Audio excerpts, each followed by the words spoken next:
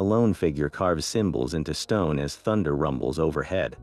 These weathered monuments are Viking Age runestones, and their true purpose goes far beyond simple grave markers. By the end of this journey, you will be able to read their ancient messages and understand the world through Viking eyes. Were these inscriptions magical spells meant to protect or to curse? Did they record voyages to lands we can barely imagine? The answers are etched in stone, waiting for us to decipher them. What forgotten story would you want a 1,000-year-old stone to tell about you? These stones are the runestones, ancient billboards from the Viking Age. For roughly 300 years, from around the year 800 to 1100 AD, people across Scandinavia raised these monuments. You can find them standing in fields near roads, and even built into the walls of old churches, not just in Sweden, Norway, and Denmark, but anywhere the Vikings traveled and settled, from the British Isles to the distant shores of the Black Sea. They were not small, hidden objects. A typical runestone is a large, heavy slab of local stone, like granite or gneiss, often taller than a person.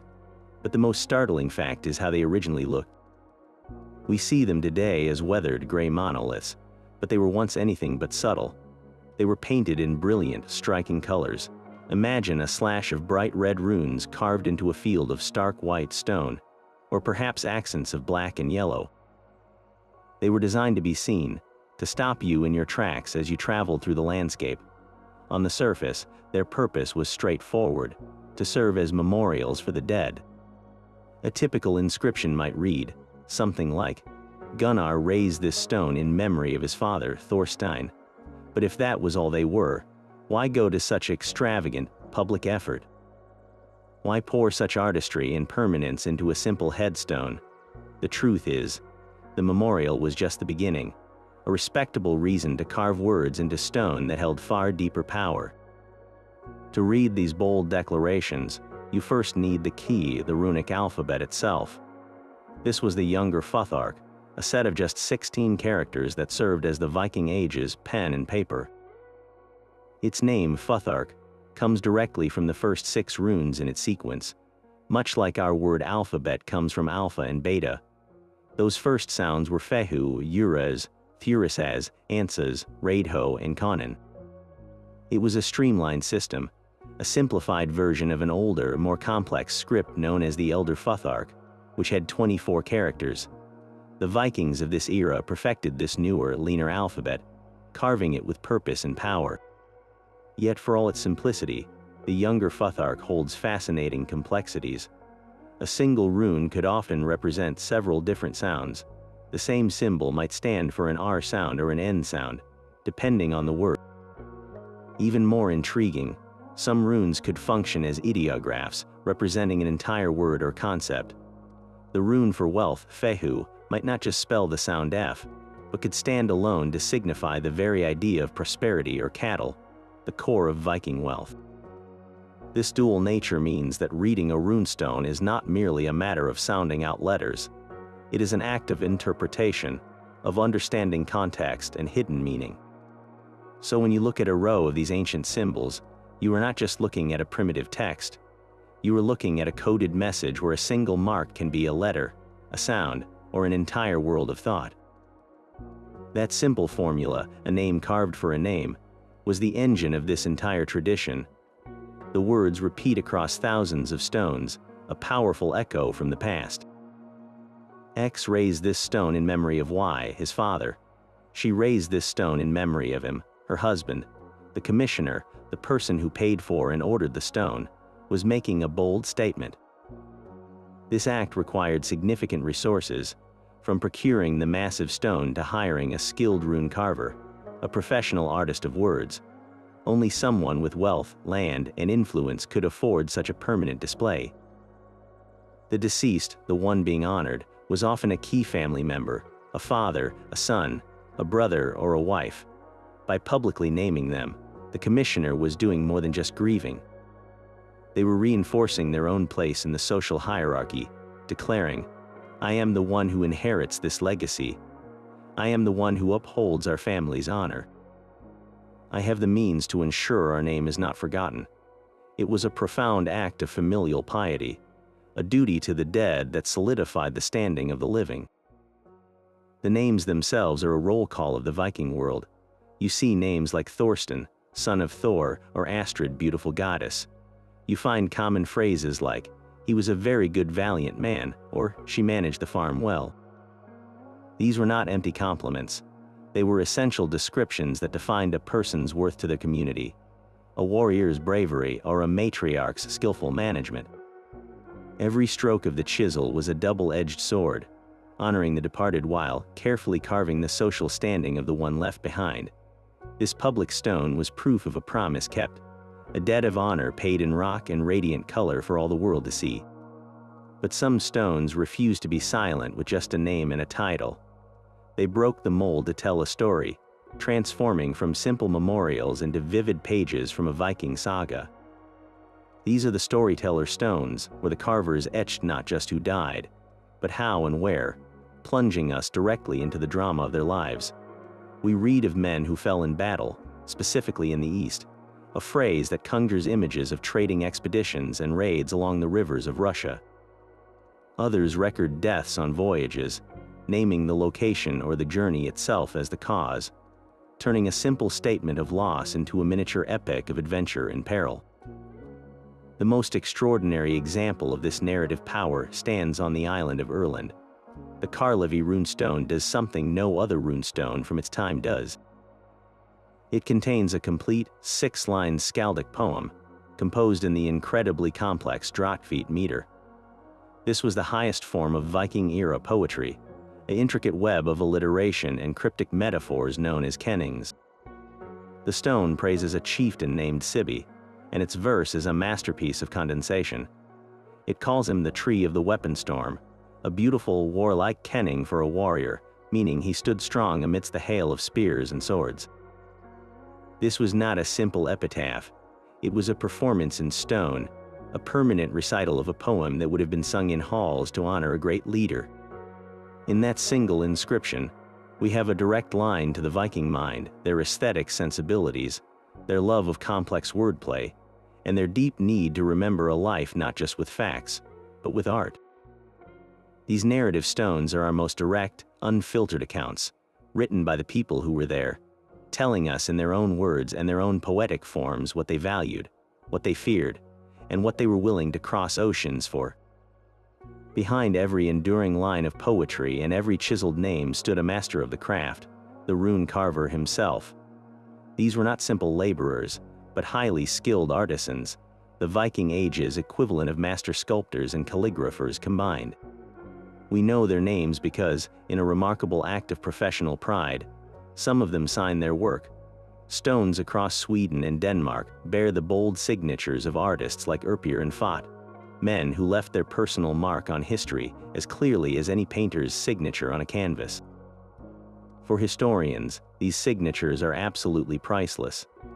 They provide anchors in time, allowing experts to group and date stones by a single carver's distinctive style, tracing the evolution of rune forms and artistic flourishes across a region.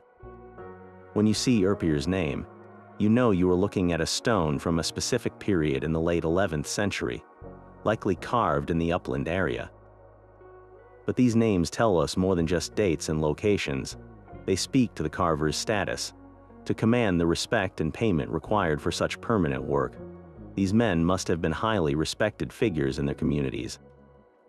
They possessed a rare and powerful literacy in a largely oral society, holding the sacred knowledge of the runes and the skill to render them with beauty and force into unyielding granite. It is very likely that the most famous of these masters were itinerant, traveling from farm to farm, from chieftain's hall to trading center, fulfilling commissions. One day they might be carving a simple memorial for a local family. The next they could be tasked with immortalizing a chieftain's deeds in a complex skaldic verse, a testament to their vast and adaptable skill set. The runestone was a collaborative monument, paid for by the sponsor and brought to life by the carver. Two individuals forever linked in stone, their combined legacy standing for 1,000 years. Yet the power of these carvings went far beyond social standing or poetic tribute. The same runes used to record a name could also be invoked to cast a spell. For the Norse mind, the runic alphabet was not merely a tool for communication. It was a source of inherent, primal power, a force that could shape reality itself. These symbols were deeply intertwined with the mythological gift of Odin, who had hung upon the world tree for 9 nights, pierced by his own spear, to win this sacred knowledge for gods and humanity. To know the runes was to hold a fragment of that divine sacrifice, and to carve them was to activate their latent energy.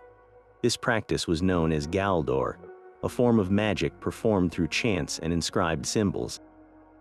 The runes were not just letters spelling a word for protection. They were the very embodiment of protection. A rune for strength carved onto a weapon was not a label. It was an infusion of that quality into the blade. This magic was woven into the fabric of everyday life. A farmer might carve the rune for a good harvest onto a plow. A mother might whisper a chant while etching a symbol for health onto her child's drinking cup. It was a practical, accessible form of supernatural aid. But this power had a darker, more fearsome edge, exemplified by stones like the towering Björketorp runestone. Its inscription is no memorial, it is a vicious curse, a stark warning to any who would dare disturb it. It proclaims a prophecy of destruction, promising a treacherous death to the one who breaks the monument. This was not an idle threat, it was the activation of runic power for vengeance and defense, a permanent magical sentinel standing guard in the landscape. In this world, there was no clean division between the mundane and the magical. A runestone could honor a dead father, declare a family's status, and simultaneously function as a powerful ward. Its runes glowing with unseen force, protecting the land and cursing any foolhardy enough to defy its ancient words. This divine power, however, was not the only force reshaping the Scandinavian world. A new spiritual current was flowing north, and it left its own indelible mark on the granite canvas of the runestones. The traditional serpent and beast patterns, those sinuous creatures of Norse art, began to share space with a starkly different symbol, the Christian cross. This was not an immediate replacement, but a fascinating and often awkward fusion. On many stones, you can see the old world and the new locked in a stone embrace, with a large, central cross interrupting a ribbon of Norse animal art, as if the carver was trying to please 2 masters at once. The inscriptions themselves began to change in a profound way. The old phrases honoring a man as a good warrior were now joined, and then often replaced, by a new kind of plea. Inscriptions started to include powerful invocations, like, "May God and God's mother help his soul," or, "May Christ have mercy on her spirit." The focus was shifting from the glory of a life lived in this world to the salvation of the soul in the next. The ultimate declaration of this transformation is found in the small town of Jelling in Denmark. Here, King Harald Bluetooth raised a massive runestone that is nothing less than a political and religious press release carved in rock. It boasts, Harald who won for himself all of Denmark and Norway and made the Danes Christian. In one audacious sentence, the stone records a military conquest, a political unification, and a spiritual revolution. This was the Viking Age's equivalent of a regime change announcement, a permanent, public monument to the moment a king decisively turned his people's allegiance from the old gods of Asgard to the new God of Christ. The runestones, ever adaptable, had become the billboards for a new divine order. The stone itself became a vessel, sailing across lands the Vikings themselves had mapped with their travels. These monuments are some of our most reliable historical records, not written by monks in distant monasteries, but by the families of the explorers themselves. The inscriptions are terse, matter-of-fact, and utterly breathtaking in their geographical scope. A stone in Sweden might simply state that a man died in England, a common destination for raids and settlement. Another speaks of a death in Cirkland, a name that conjures the scorching sands and bustling bazaars of the Muslim world. Some stones even mention Greece, likely referring to service in the elite Varangian Guard, the personal protectors of the Byzantine emperors in Constantinople, a city of unimaginable wealth and grandeur to a Norse traveler. The most ambitious stones of all record pilgrimages to Jerusalem, a journey of faith spanning the known world. but one group of stones stands out for telling a single, epic, and tragic story. Scattered across central Sweden is a collection of about 26 runestones known as the Ingvar runestones. They all memorialize men who followed a leader named Ingvar the far-traveled on a vast expedition to the east, far beyond the familiar rivers of Russia. These stones are like scattered pages from a lost saga, each one a private grief made public, all pointing toward a single, catastrophic event. The inscriptions are hauntingly similar. They speak of men who traveled for gold, for glory, and with Ingvar. They went east, into the lands surrounding the Caspian Sea, a journey of thousands of miles, and they never came back. This was not just a raid, it was a full-scale expedition that met a mysterious and disastrous end, likely from disease or battle in a distant land. Without these stones, Ingvar's grand, failed venture might have been lost to legend. But because of them, we have concrete, undeniable proof etched in granite, a collective tombstone for an entire company of adventurers who dared to journey to the very edges of the Viking world. Winding around the stone, a great serpent holds the runes within its coiled body. This was not mere decoration. The beast itself was a guardian, a powerful symbol carved to protect the sacred message it encircled. The runes, the very words of the inscription, were often meticulously carved along the serpent's twisting spine, as if the creature itself was speaking the memorial into existence. Its form, a continuous ribbon of stone, was a masterwork of Viking art, but its meaning runs far deeper than aesthetics. One compelling theory sees this serpent as Jörmungandr, the mighty Midgard serpent of Norse myth, a creature so vast it encircles the entire world of humans, biting its own tail. By carving this cosmic boundary onto a runestone, the carver may have been invoking the ultimate protector, a being that separated the ordered world from the primordial chaos. This transformed the stone into a sacred, defended space. Look closely, and you will see that the serpent's head and tail almost always meet, creating an unbroken, infinite loop. This was a profound statement. It symbolized eternity, a cycle without beginning or end, mirroring the Norse understanding of time itself as a great cycle of creation, destruction, and rebirth. The serpent did not just guard the names of the dead, it connected them to the endless turning of the cosmos, ensuring their memory would live on, not just for a generation, but for all time, coiled within the body of a stone beast that watches over them still. Yet these journeys and curses were all building toward a single, monumental declaration of power. In the small town of Jelling, two stones stand as a dynasty's legacy carved in granite. The first is the smaller, older stone raised by King Gorm the Old, the man history remembers as the first ruler of a unified Denmark. Its runes are a simple, poignant tribute, reading, "King Gorm made this monument in memory of Thyra, his wife, Denmark's adornment." With these words, Gorm did more than mourn a queen. He publicly defined her as the nation's grace, linking her identity inextricably to the land he was forging into a kingdom. But it is the second stone, the massive, three-sided monolith raised by their son, Harald Bluetooth, that truly shakes the foundations of history. This stone is a masterpiece of political propaganda, a royal press release etched for eternity. On one face, a fierce beast struggles with a serpent, a last echo of the Old Norse art. On another, the figure of Christ, triumphant, is depicted with arms outstretched, entangled in what appears to be Viking ribbon work. But the true power is in the words. Harald's inscription is a breathtaking boast, a claim that echoes through the centuries. He states that Harald, who won for himself all of Denmark and Norway and made the Danes Christian. Think about the sheer audacity of that statement. In one sentence, he declares a military conquest that doubled his kingdom, a political unification that centralized his power, and a spiritual revolution that appended 1,000 years of belief.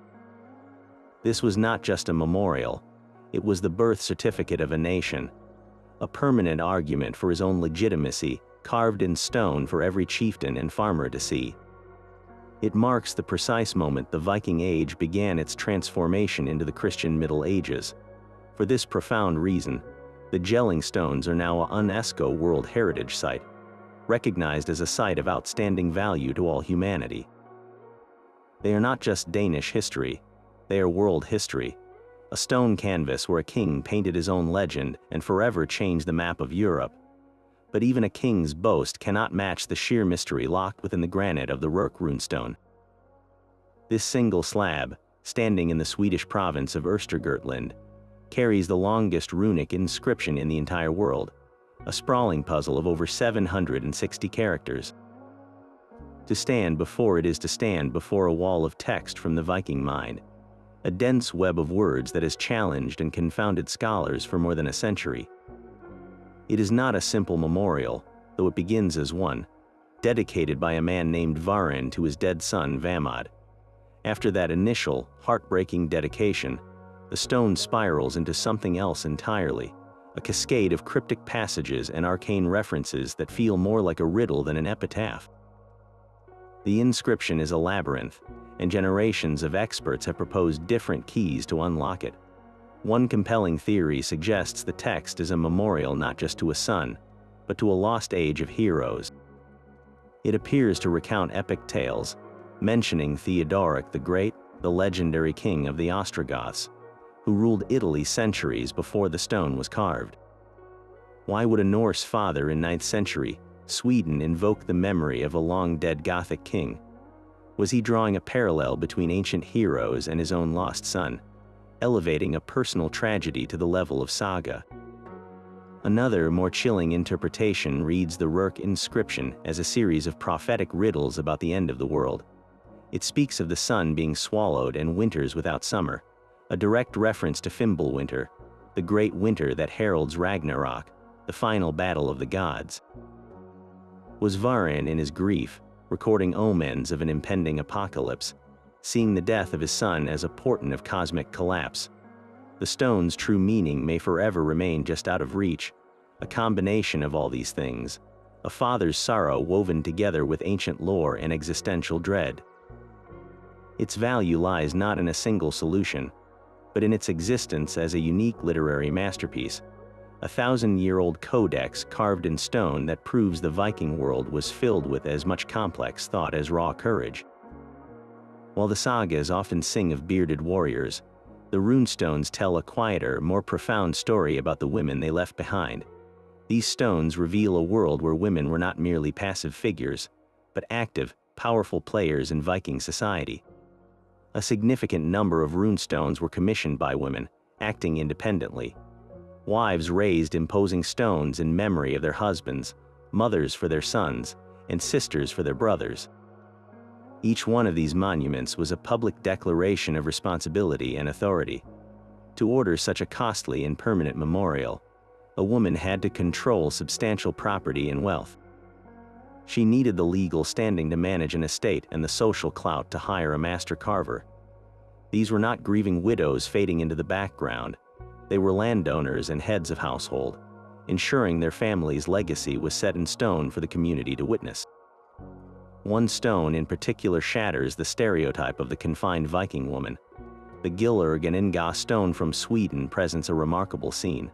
It was raised by two sisters, Gillurganinga, in memory of their mother. The inscription is straightforward, but its implications are revolutionary. It states that the sisters inherited from their mother, and then it adds a crucial, telling detail. It commemorates their travels. This simple phrase opens a window onto a life of unexpected mobility. These were not women who stayed solely at the homestead. They were travelers, likely managing trade, overseeing family interests in distant ports, or perhaps even undertaking pilgrimages. They possessed the wealth to journey, the authority to conduct business abroad, and the independence to memorialize their own experiences. This single stone, carved by and for women, rewrites our understanding. It shows us sisters working together as partners, inheriting and controlling family wealth, and moving through the world with a freedom we rarely attribute to the Viking Age.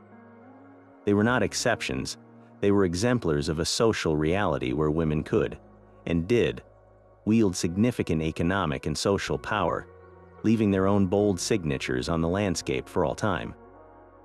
This incredible density of stones leads us to one place, the heartland of ancient Sweden.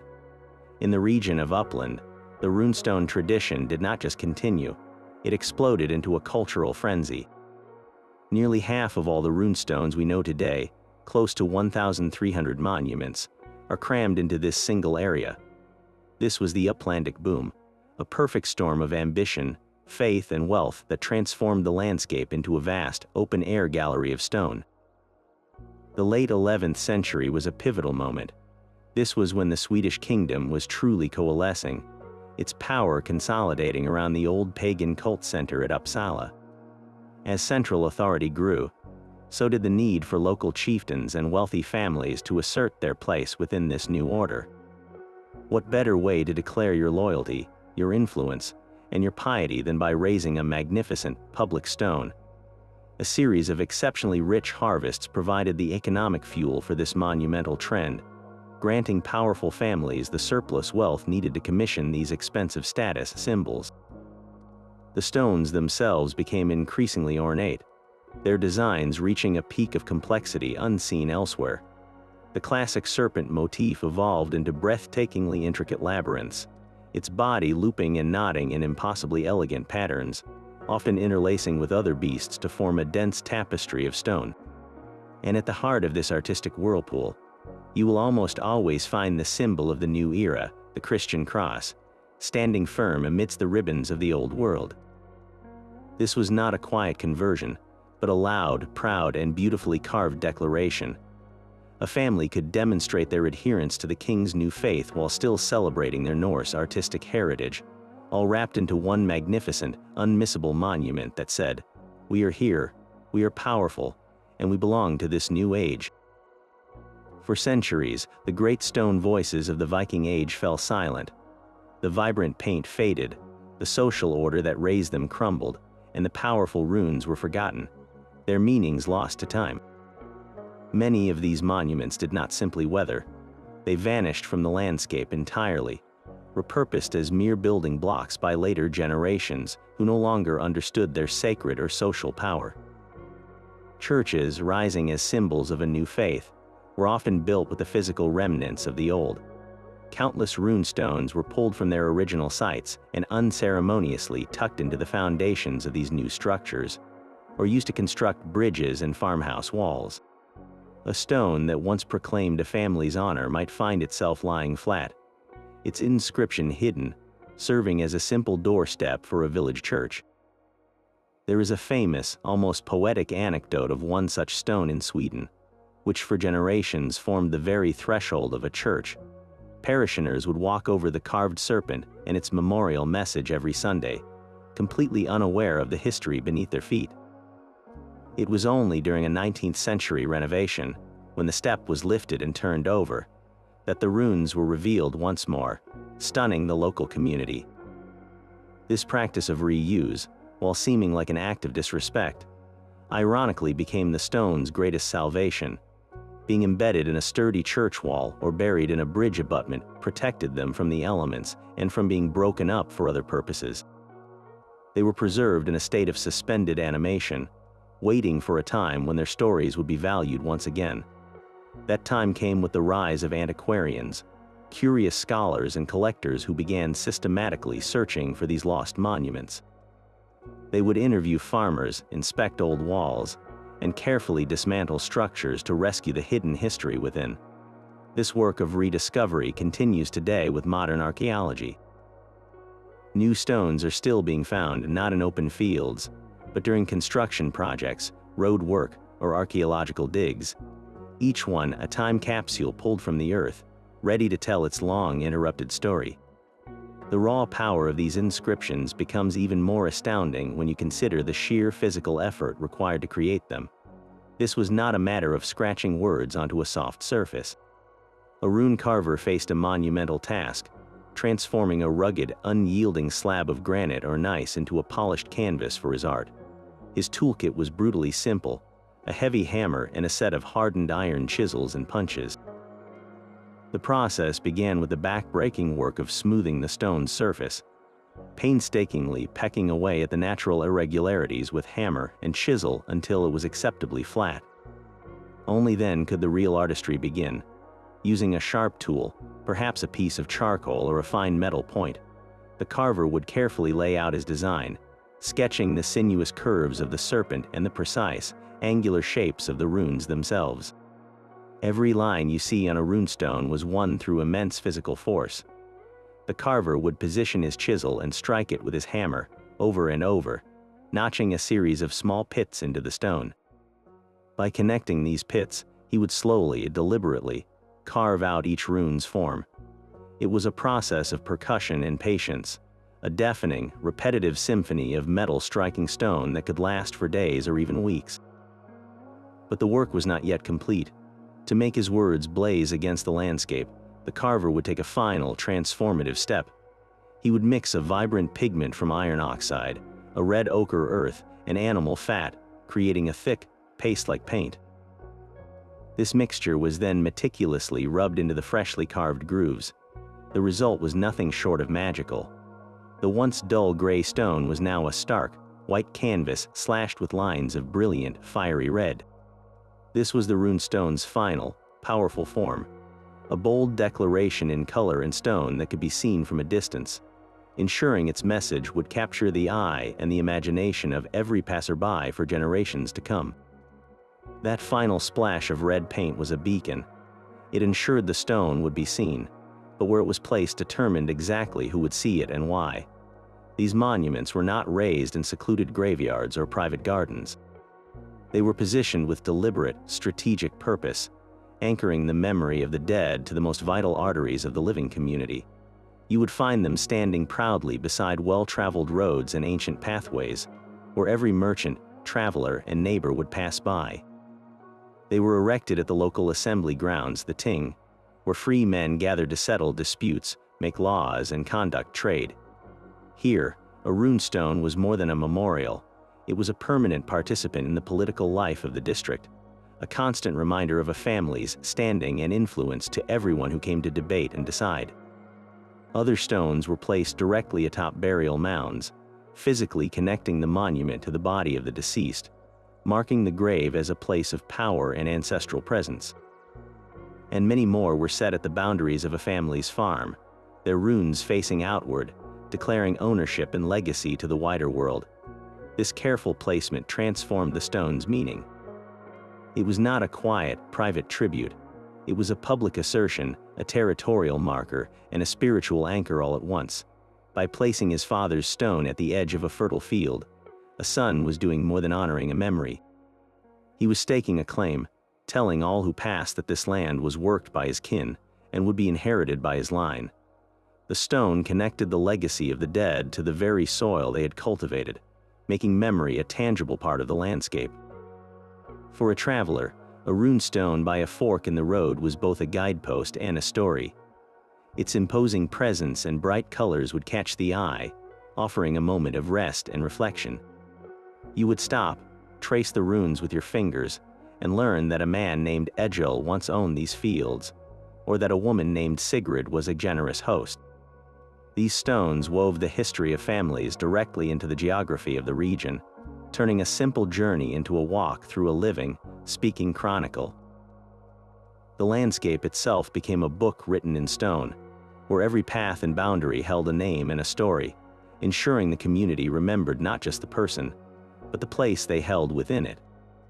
But the carvers sometimes played a game of secrets with their own alphabet. They deliberately obscured their messages using cryptic runes, known as rune or secret runes. This was a sophisticated cipher system designed to hide the true meaning from common view.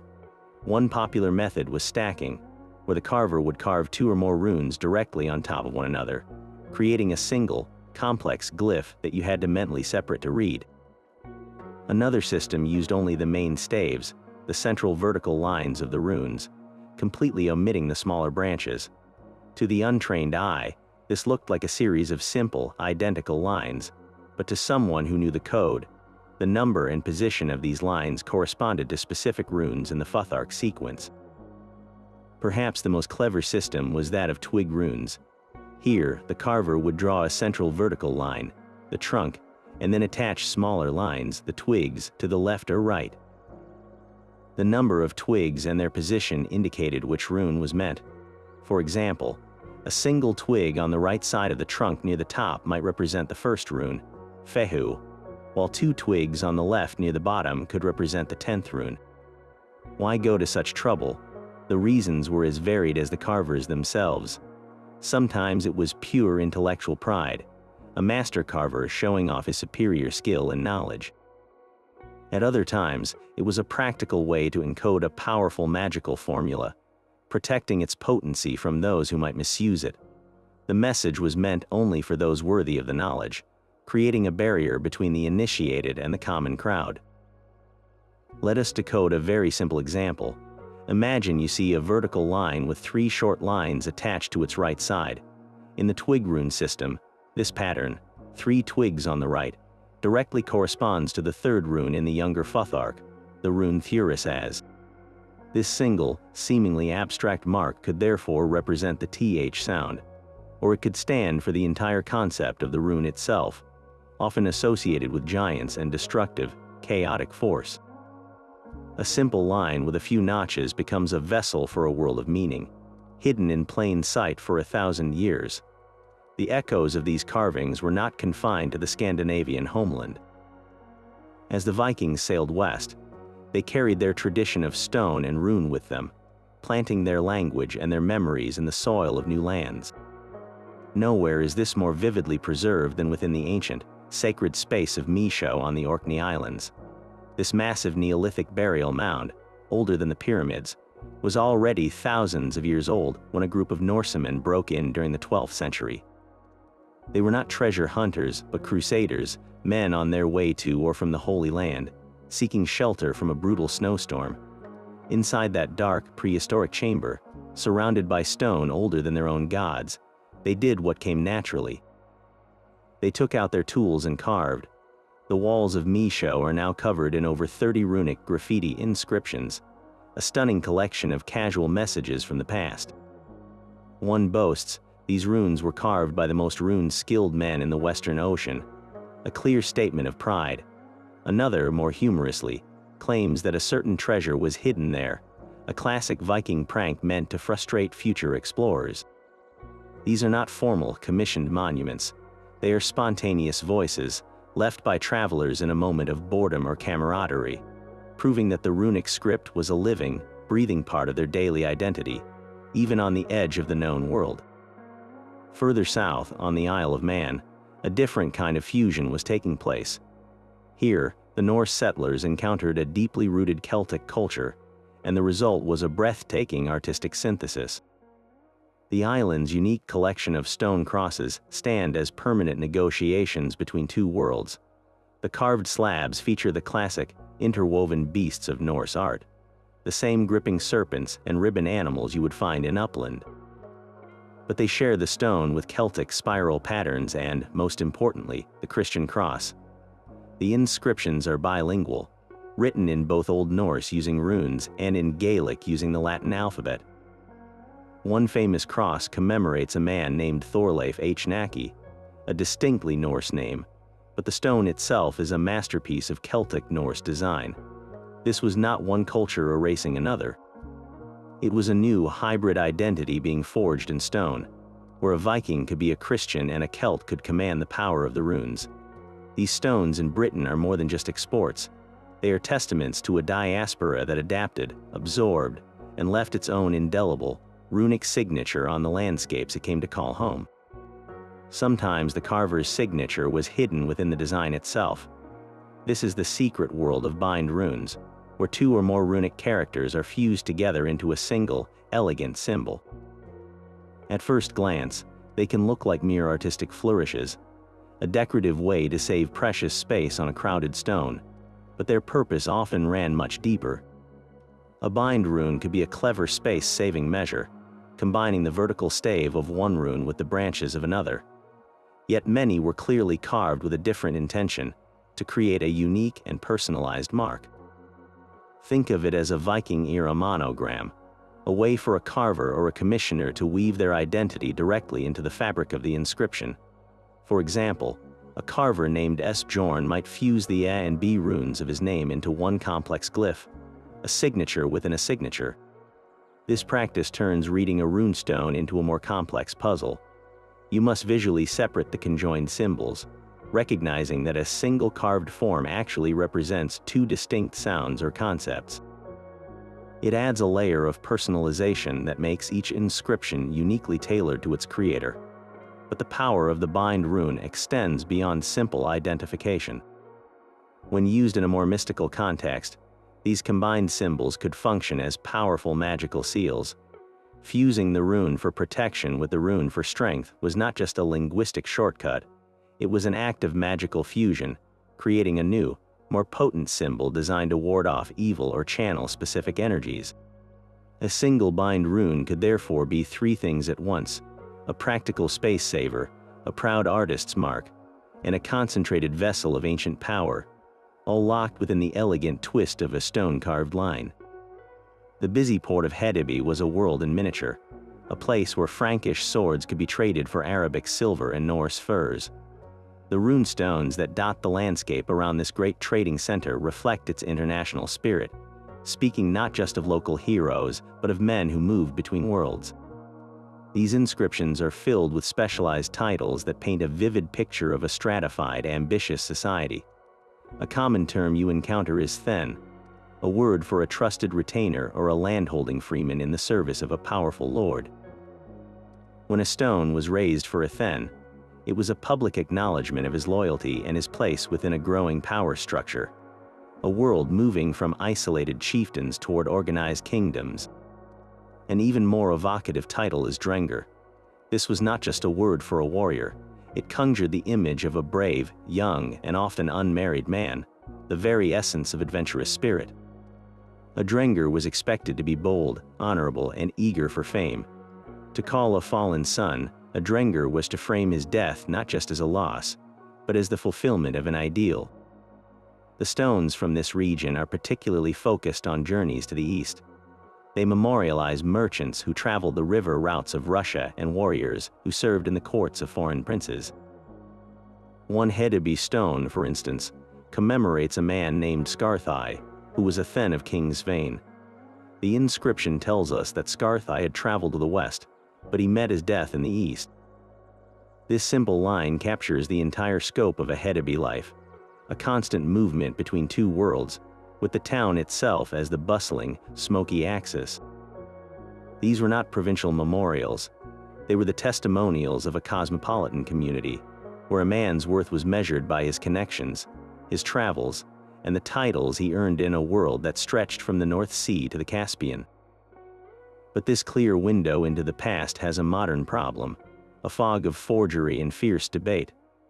The field of runology is not just about translation, it is a constant battle against clever hoaxes and wishful thinking. Modern forgers, armed with books on runes and a desire for fame or profit, have created convincing fakes that can fool the public and even challenge experts. These are not crude carvings. A skilled forger will study authentic inscriptions to mimic the style, and may even use period-appropriate tools to create the marks. So how do scholars separate the genuine from the fraudulent? They turn to the stones themselves for testimony.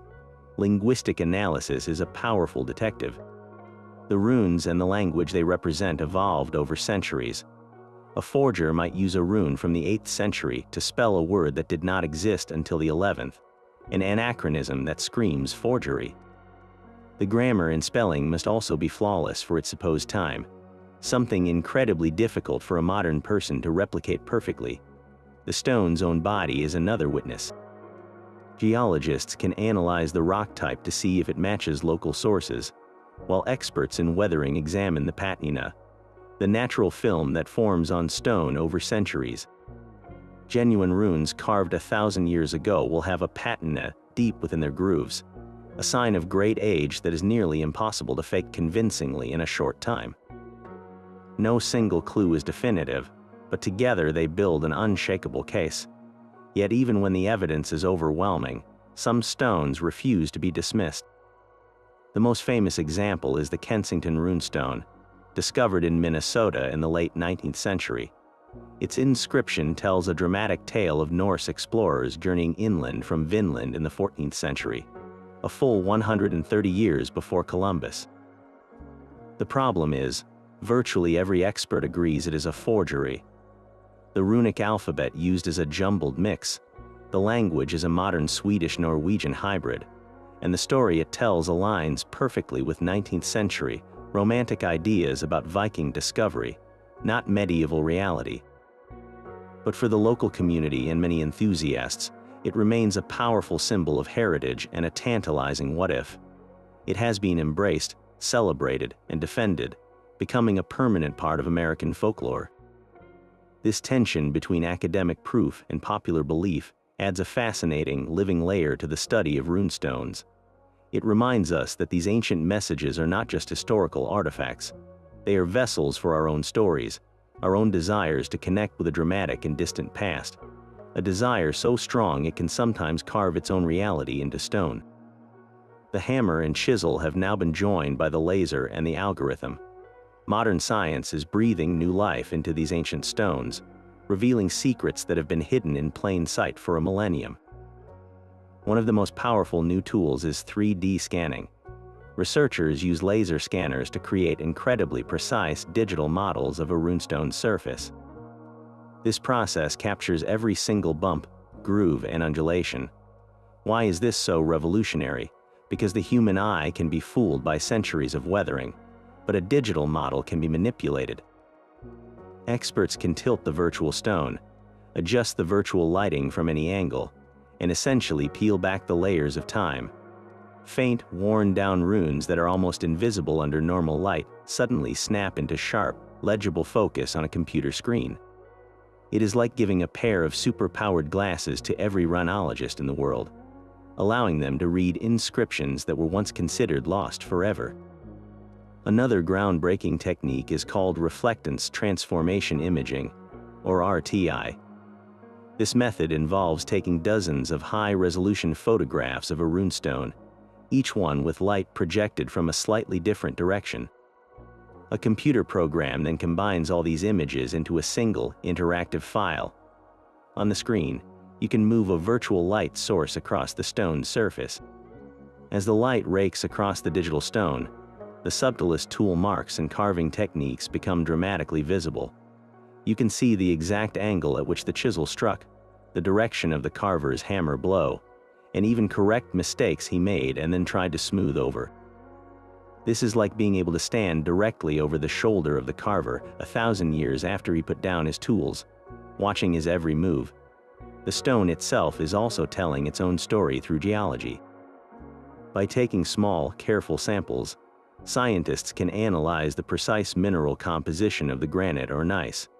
They can then match this unique geological fingerprint to known quarries across Scandinavia. When a runestone in Denmark is found to be made of a specific granite that only exists in Sweden, it reveals an untold story of trade and transport. It tells us that someone 1,000 years ago went to the immense effort of shipping a massive, raw block of stone across the sea, or that a local carver had access to imported materials. This turns a static monument into a dynamic artifact, tracing not just the journeys of people, but the incredible journeys of the stones themselves. The conversation with the past is no longer just about reading words. It is about using every tool at our disposal to listen to the stone's own whispered story. That ancient echo of hammer on stone now resonates through our own modern culture. The stark, powerful imagery of runestones has been reborn in the epic films, television sagas, and immersive video games of our time. In Robert Eggers's film The Northman, runes are not just background details, they are woven into the very fabric of the story's brutal, mystical reality. You see characters carving them, invoking them, and believing in their power as a tangible force. The hit television series Vikings frequently used runestones as pivotal narrative devices, marking deaths, sealing oaths, and grounding its dramatic fiction in a recognizable historical texture. And in the vast open world of the video game Assassin's Creed Valhalla, players can literally explore a digital Scandinavia, seeking out runestones to solve environmental puzzles and collect fragments of lore, interacting with them as active parts of their adventure. These modern interpretations are fascinating blends of careful research and creative liberty. The creators often consult with historians to get the visual details right, the shape of the runes, the style of the carvings, the look of the monuments. But they also freely merge this accuracy with fantasy, amplifying the magical aspects that the historical record only hints at. A runestone in a game might glow with ethereal light or trigger a supernatural event, taking the latent power described in the sagas and making it literal and visible. This creative fusion has ignited a wildfire of public fascination. Suddenly, millions of people who had never heard of the Younger Futhark are searching for rune meanings online, getting runic tattoos, and buying replica pendants. These pop culture portals have become a gateway, driving a hungry curiosity about real Viking history, archaeology, and mythology. They ask a powerful question that bridges a 1,000-year gap. What if these symbols truly did hold the power we now attribute to them in our stories? Our modern myths are, in their own way, raising new runestones, not of granite, but of light and sound, ensuring the old gods and their messages continue to travel far beyond their ancient shores. From simple memorials to epic poems and magical curses, these stones capture the entire spectrum of Viking life. They were never just one thing, but a multi-layered canvas for memory, power, and belief. We began with a name carved for a father, a public act of family honor that cemented social standing. We saw that formula explode into vivid narratives of voyages to the Black Sea and complex skaldic verses frozen in granite. We felt the primal power of runic magic, where a symbol could curse an enemy or bless a field. We witnessed a spiritual revolution as the old gods gave way to the cross, announced by a king on a stone that became a nation's birth certificate. And through it all, we heard the voices of women claiming their authority, of carvers signing their art, and of travelers leaving their mark from Orkney to Constantinople. This is the true gift of the runestones. They are not a dry history written by outsiders, but a living conversation from the Viking Age itself. They show us a world of fierce ambition, deep family loyalty, and a profound connection to the unseen forces of the universe. They are a unique window into the Viking mind, proving it was filled with as much poetry as power, as much spiritual longing as a thirst for adventure. So the next time you see a picture of one of these weathered stones, remember the bright red paint and the ringing hammer strikes, and maybe you can join this story yourself.